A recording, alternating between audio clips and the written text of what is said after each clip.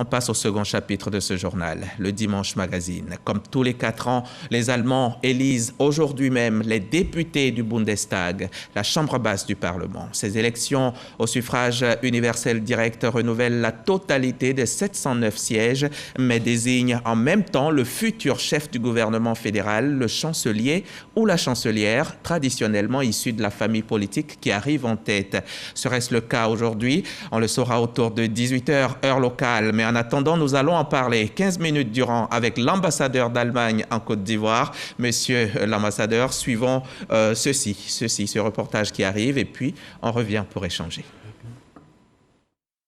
Une page se tourne en Allemagne. Après 16 ans à la tête du pays, Angela Merkel quitte le pouvoir, laissant derrière elle un pays en excellente santé économique, où chômage et endettement sont au plus bas. Angela Merkel aura réalisé un tournant de la politique allemande sur le continent africain durant la crise migratoire de 2015, avec l'arrivée de plus de 900 000 migrants en Allemagne. Une situation qui lui fait prendre conscience qu'il faut développer une nouvelle politique africaine pour lutter contre les causes de l'émigration. À la tête de la présidence du G20, elle tente de mobiliser les pays riches en faveur du continent. Elle lance son plan Marshall pour l'Afrique qui consiste à mettre des fonds à disposition d'entreprises qui souhaitent s'y implanter. Elle met surtout sur pied l'initiative Compact Africa, une nouvelle forme de coopération qui a pour but de faciliter les affaires. Samedi, lors de son dernier meeting en tant que chancelière, elle plaide pour le candidat conservateur Armin Laschet, donné perdant dans les sondages face au social-démocrate Olaf Scholz. La chancelière, 67 ans, dont plus de 30 années de carrière d'élu, se retira ensuite de la vie politique avec une popularité toujours au zénith. Merci Alexis Ouedraogo pour ce récit. Alors, monsieur l'ambassadeur, Ère Merkel, clap de fin. Qu'est-ce que ces élections représentent pour les Allemands? Est-ce qu'il y a un véritable engouement derrière?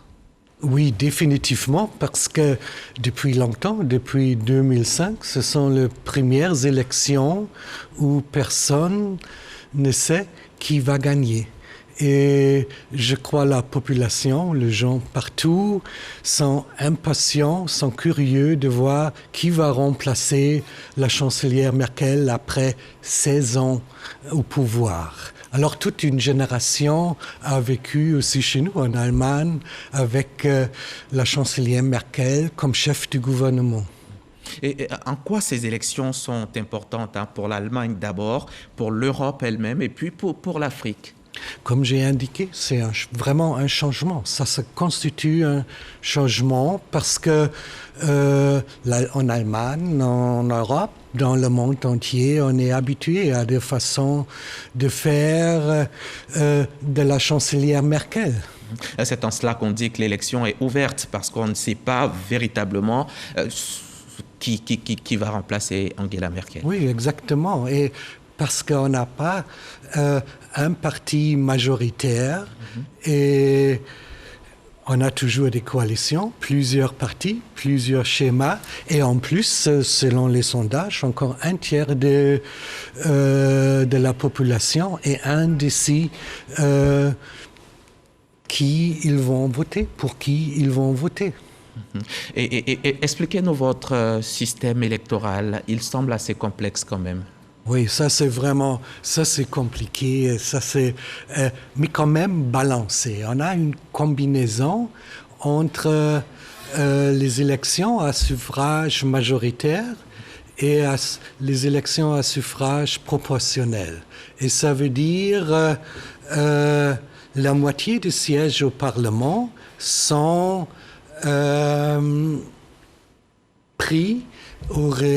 sont occupés par des candidats directs, l'autre moitié par des candidats des listes du parti. Ça veut dire un petit parti qui a par exemple 8%, mais pas un candidat qui a gagné une circonscription comme candidat direct, quand même est représenté au Parlement avec des sièges. Alors chaque voix vraiment compte.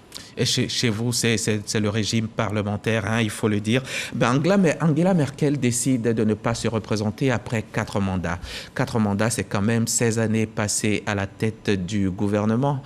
Alors que vous, les Occidentaux, vous vous empressez à chaque fois de critiquer l'Afrique quand il s'agit de mandats à répétition. Oui. Je crois qu'il y a une grande différence entre la démocratie parlementaire qui ont choisi la plupart des pays en Europe et une démocratie présidentielle. Dans notre système, le chancelier, la chancelière est élue par le Parlement. On a besoin d'une majorité. Si on a une majorité, on peut continuer. Mais en même temps, le chef du gouvernement est aussi vraiment contrôlé et responsable auprès du Parlement. À chaque moment, l'opposition peut demander, on veut un débat avec le chancelier, la chancelière. Ce n'est pas seulement qu'on invite une fois par an, comme aux États-Unis, le président pour un discours à la nation. Non, on est responsable à cause de ce contrôle fort. Jusqu'à présent, on a eu parfois aussi des discussions d'une limitation, mais on a dit c'était la majorité de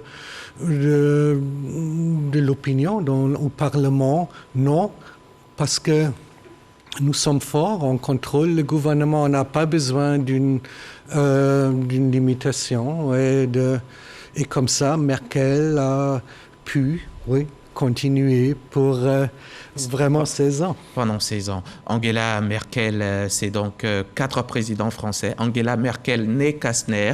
Elle est née Kastner. Merkel, c'est le nom de son époux avec qui elle a divorcé en 82. C'est 4 présidents français, c'est 4 présidents américains. Comment on arrive à faire 16 ans à la tête d'un gouvernement en Allemagne? Qu'avait-elle de si particulier, Angela Merkel? Bon, je crois... Pour que vous la relisiez chaque fois, comme ça. Oui. J'aimerais souligner aussi, par exemple, c'est le style d'Angela Merkel, c'est un certain pragmatisme qu'on a apprécié, mais je crois, en Allemagne, même entre les jeunes et dans le monde entier, on a bien apprécié Angela Merkel comme voix de la raison. Et quelqu'un qui était toujours... prête des compromis, qui a cherché le dialogue. Et elle était aussi je crois, pour des femmes dans le monde entier, un modèle. Et un chef d'État africain m'a dit une fois, vous savez pourquoi on appréciait la chancelière Merkel? Elle écoute, elle veut vraiment comprendre.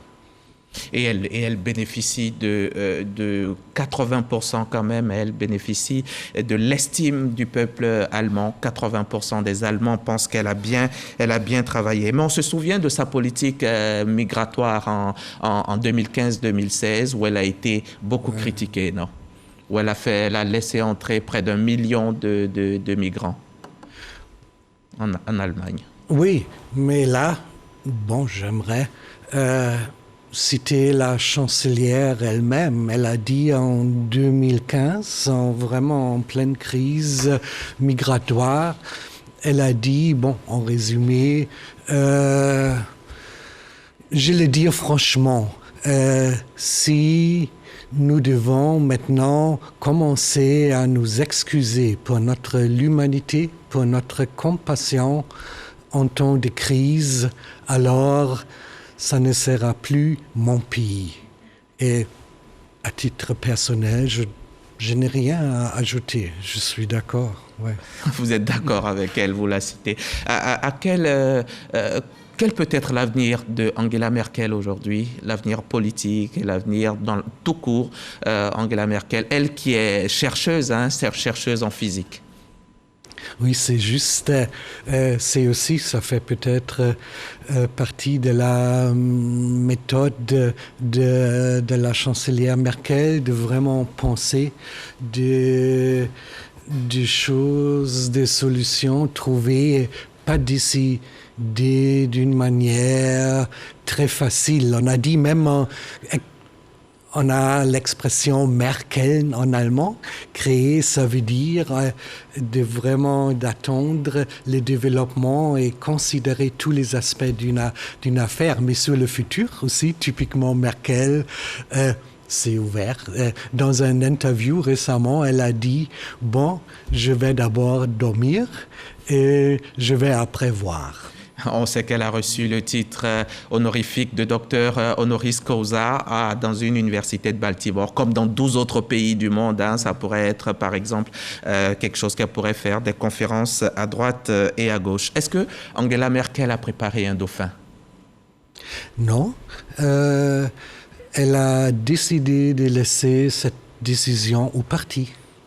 Au parti, il y avait un processus dans le Parti chrétien-démocrate pour choisir le successeur.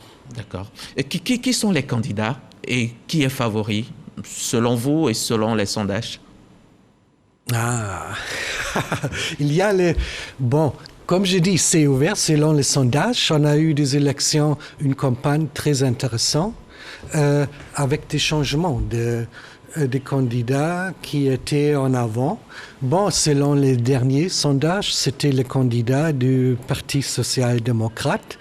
Mais là, j'aimerais bien... J'étais une fois en poste en Israël et là, Shimon Peres était le ministre des Affaires étrangères, après Premier ministre, président. Il a dit une fois, les sondages sont comme le parfum. C'est bon le sentir, mais dangereux de le boire. Ah ouais. Alors, c'est vraiment ouvert et on va voir aussi ce soir.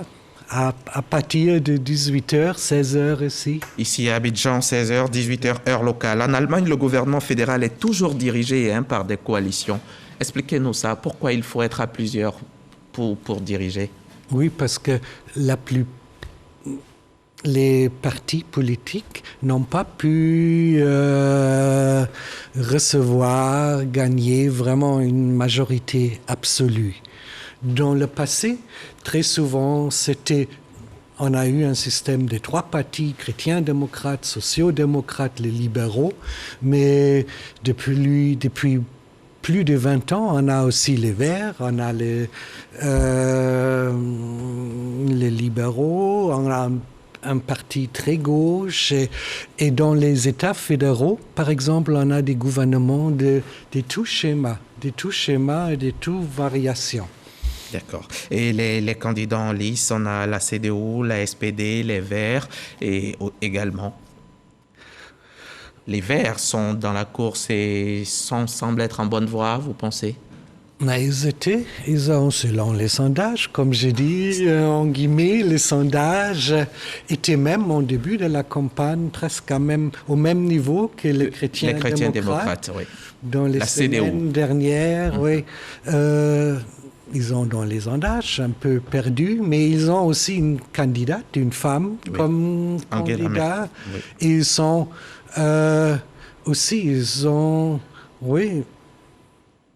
je peux m'imaginer un partenaire intéressant pour le parti qui va gagner pour former une coalition.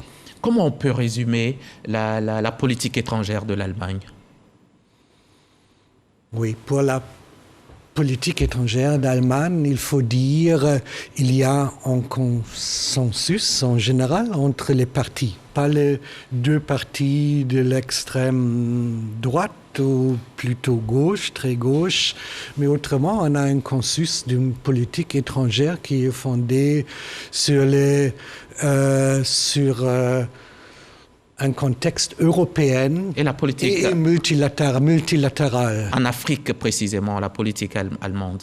Oui, ça a vraiment changé avec Merkel. C'était vraiment, on pourrait dire, l'héritage de la chancelière Merkel, c'est qu'elle a clairement vu que l'Afrique, c'est le voisin naturel et stratégique de l'Europe. Et j'ose dire, ces relations vont se perpétuer. Les Allemands de Côte d'Ivoire participeront-ils au vote? Participent-ils au vote qui se tient en ce moment même? Non, on n'a pas un système où on peut voter aux ambassades, comme beaucoup de pays ont un système similaire. On a seulement un système d'un vote pas postal, pas correspondance, mais dans les pays où le système de courrier ne marche pas très bien, on peut utiliser les courriers diplomatiques pour renvoyer les documents. Il faut d'abord s'enregistrer dans la ville où on a habité la dernière fois en Allemagne. Avant de venir en Côte d'Ivoire. Et la ville va envoyer à l'ambassade des documents, on peut les ramener. Bon, retourner, et c'était ici l'échéance, le 8 septembre, pour retourner à l'ambassade les documents, et on les a envoyés, on va les compter aussi aujourd'hui. Il y a aussi chez vous le vote par correspondance. Il faut le dire, Angela Merkel elle-même votera par correspondance. Et les Allemands en Côte d'Ivoire, vous n'êtes pas très nombreux, 270 à peu près répertoriés. Bon, on n'est pas obligé de s'enregistrer à l'ambassade, mais oui, c'est juste, on dit ça, c'est peut-être le chiffre. Autour de 270. Merci, Monsieur Ingo. Excellence Ingo Herbert, ambassadeur de la République fédérale d'Allemagne en Côte d'Ivoire. Je rappelle que vous êtes venu nous parler des élections générales qui se tiennent en ce moment même dans votre pays, élections dont on aura les résultats dans un peu plus de 2 heures maintenant. Merci encore de votre sollicitude et revenez nous voir quand vous voulez. Auf Wiedersehen. Merci pour m'avoir invité à RTI et à vous. Merci, à une prochaine. Auf Wiedersehen, liebe Zuschauer. Simplement vous dire au revoir à vous aussi, chers téléspectateurs. C'est ici qu'on referme ce 13h. Merci de l'avoir suivi. Merci à tous ceux qui m'ont aidé à vous le présenter. Jean-Jacques Kwame, Aurélia Drokula, Arlène Poca, Stéphane Conan, le tout chapeauté par Abiba Dambélé Saoué. Grand respect également à tous les cadreurs et techniciens. Ils sont si nombreux là-haut en régie, une quinzaine de travailleurs qui sont à la tâche pour vous servir avec le cœur. Je reviens mercredi chez vous en espérant vous trouver en parfaite santé.